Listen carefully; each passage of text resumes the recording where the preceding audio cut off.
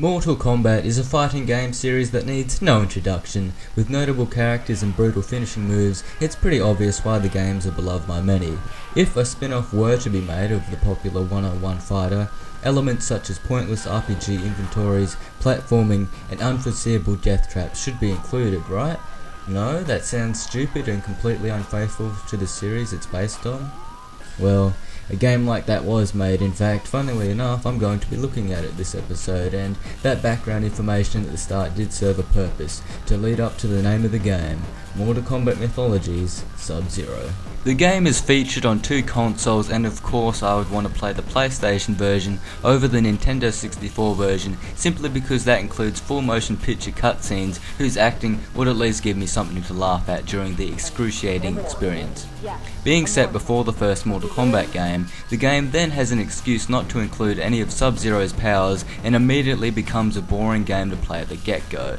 To attain new powers, Sub-Zero isn't taught by any of his masters to learn them, no, instead by performing combos he gains experience by fighting enemies and fills an experience bar that unlocks his new powers. Wow, there's no need to make any other prequel games because we all know that every character in the Mortal Kombat universe got their powers by simply attacking people and gaining enough experience.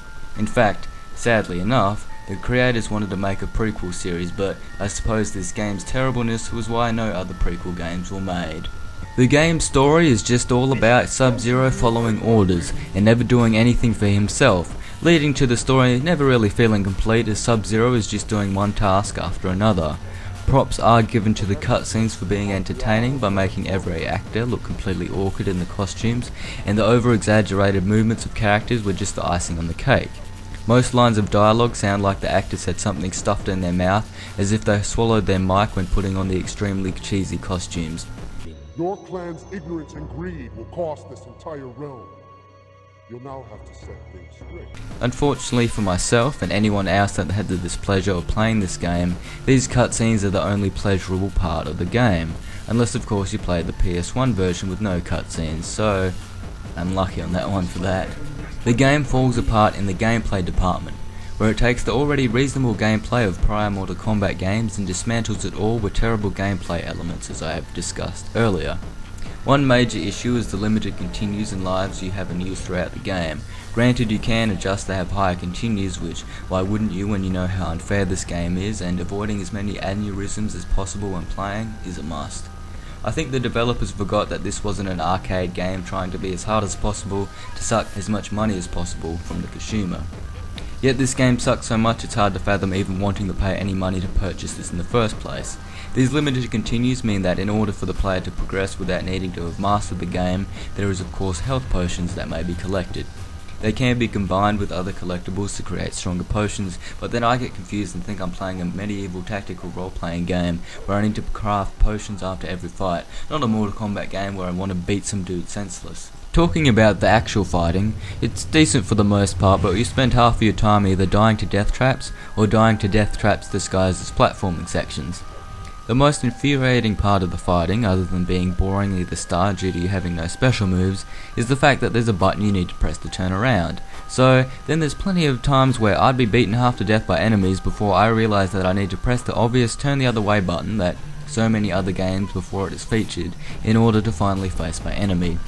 By that time, they have now jumped back over me, wasting my efforts. There's some collectibles that, when looking at them in the pause menu, give tips on how to get past some sections, with varying degrees of helpfulness.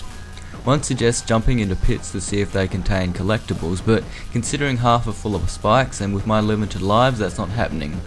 At one point in the game you get transported to the Nether Realm, and if you're playing on any difficulty other than medium, the game just stops you outright then and there and tells you to make it more difficult. So basically, the game is just telling me I need to have a shittier experience with it in order to see more shit in it. In conclusion, the failed Mortal Kombat prequel is terrible because it forgets the basics of how a 2D fighter should be, let alone how a Mortal Kombat game should be. I should not have to worry about running to the next section in a level because the view of my character is so zoomed in that I can't see the billionth death trap coming up. I should not have to worry about getting to the end of a level because all the bosses in the game are just health sponges with ridiculously high damage output. If they had just cut out all the unnecessary crap in this game, it could have been decent, but mind you, that would be similar to getting rid of most of the game. Wait, since my YouTube avatar is Cyrax from Mortal Kombat, and I just did figuratively murder this Mortal Kombat game with my words, well, my friends, or should I say viewers, I have just the clip for this occasion.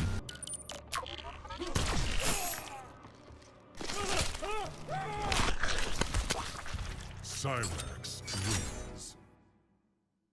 Fatality.